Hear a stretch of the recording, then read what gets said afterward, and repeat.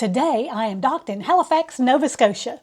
I was here about 1 year ago and did a tour of Peggy's Cove in Lunenburg and did a little bit of walking around downtown, and I mentioned some things that if I came back I would like to do. So today I'm going to show you what you can do if you get off the ship with no plan.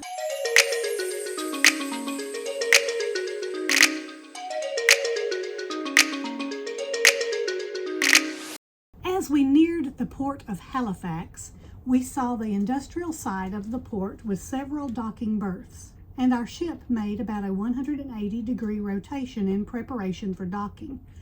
At first I was concerned that we might be backing into one of the berths directly across from us in this industrial section, but before long it became apparent that we were rotating so that we could back up and dock parallel to Pier 21 where we docked last year. There are 2 gangways that will eventually be attached to our ship. Now that we are alongside, the pier workers move the gangway forward and back, up and down, and line it up with the ship. This took about 30 minutes, but thanks to time-lapse, you will see it much faster. They don't finish setting the ramps until the longshoremen have finished securing the ship's lines. Those waterlogged, thick ropes must be incredibly heavy. Once the lines are secure, they go back to trying to get the gangway ramps positioned just right.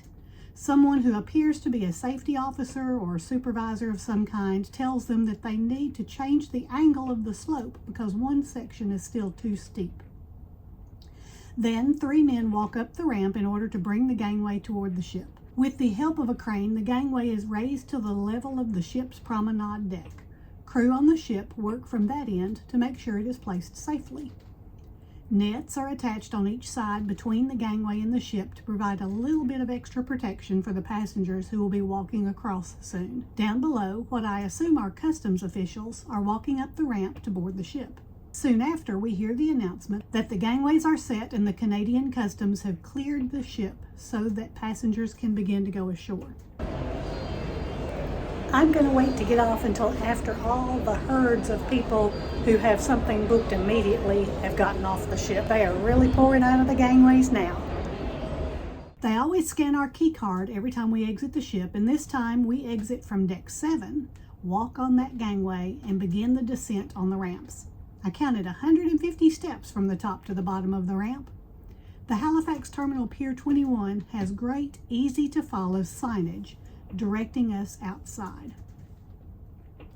First I went to the hop-on hop-off bus stand so that I could collect a brochure and check the pricing. The pricing at the time I filmed was $69 per person, and that was in US dollars even though we were in Canada. That is because they were going to charge it to your shipboard account. Then we walked outside and I saw the prices for the taxis. And the taxi price, when doing the math, seemed to make more sense to do about a 2 or 3 hour taxi tour instead, who would take us right exactly where we wanted to go. We wouldn't have to wait at a bus stop to be picked on or dropped off, and we could spend whatever time we wanted and be ready to go at that time. We drove by St. Mary's Basilica on our way to the Citadel. At the time of recording, tickets for the Citadel are $13.25 Canadian dollars per adult and a discount for seniors. Robotic lawnmowers are keeping the grounds well manicured, and we made our way to the entrance, taking a quick moment to get a picture with the guard. We received a brochure when we purchased our entrance ticket, and it lists all of the exhibits and attractions. There are permanent exhibits, special exhibits, period rooms, and artillery and fortifications to view. The entryway led us to a large open courtyard surrounded on all sides by walls and buildings. There's a walkway at the top of the wall and cannons and artillery to view. We had just missed the firing of the cannon, but we did see the soldiers descending the stairs after that was done. We only allowed ourselves about 45 minutes here, but I could have spent a couple of hours easily. In the main information room, I wandered through the exhibition hall, where they had many artifacts displayed in many cases, and there is a video here as well. In another area, there are murals with loads of information and interactive displays too. In this room, it is set up so that they are displayed based on the period of time that the Citadel was in use. Here, those interactive displays are quite fun. Kids would love to dress like a soldier. Well, maybe not just kids. I think these soldiers were skinnier than me. There was a changing of the guard, and we took that as our cue to exit too. We drove down the hill from the Citadel and headed more toward downtown for our next stop. Now we stopped at the Halifax Public Gardens for a little bit. There is a garden layout map at the entrance, perfect to use for a photo while walking around. A duck pond, and I'm not sure exactly how a duck pond actually attracts and keeps ducks around, but they were here waddling around and enjoying the pond. Lots of benches are placed all around the park's paths, and this would be such a calm place to spend some time enjoying the sunshine or the shade while resting or reading or praying or just watching those little ships in the water. I'm wondering if these are remote controlled or just floating around out there. I didn't really see anyone controlling them from the sides. There's a bandstand surrounded by flowers and statues, and it is obvious by the seating that performances must be held here on occasion. I took one more quick video of these amazing gardens. We are here the first week of July, and it must be the perfect time as they are absolutely gorgeous, and we could not be more blessed with our weather today. We're off again to load back up into the taxi for stop number 3. Halifax was the seaport that was a major staging area for search and rescue of Titanic victims. Over 100 bodies are buried here at this cemetery. It is sobering to walk around among the graves, all saying the same date of death, April 15, 1912. Most of the gravestones are uniform and simple, but some families paid for more ornate ones. From here we headed back to the ship. The only downfall of using a taxi is that sometimes traffic can play a large part in the price paid, but we managed to still be only a little over 2 hours before getting back to Pier 21. I still had a couple of hours before our dinner reservations on board, so I crossed the street across from Pier 21 and headed toward the harbor area. I had heard this was a great place to walk, and I wanted to check it out. But before we check out this amazing seaport, I want to ask you to please subscribe to my video.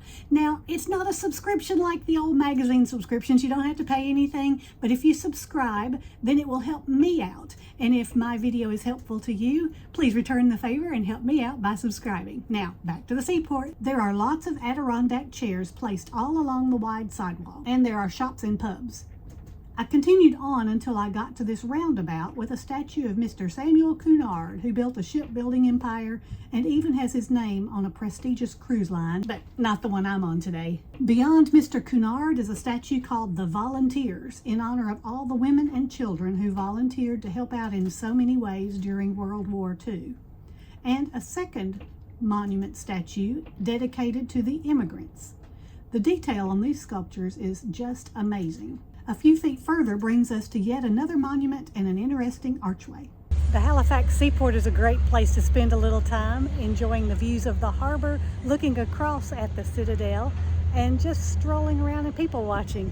It's a great little stroll here close to the cruise port. Here is the view of the Citadel from this side now, and behind us is the back side of the Discovery Center, a science museum.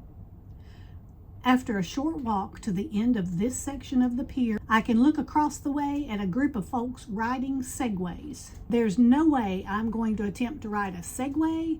I don't think that would have a happy ending.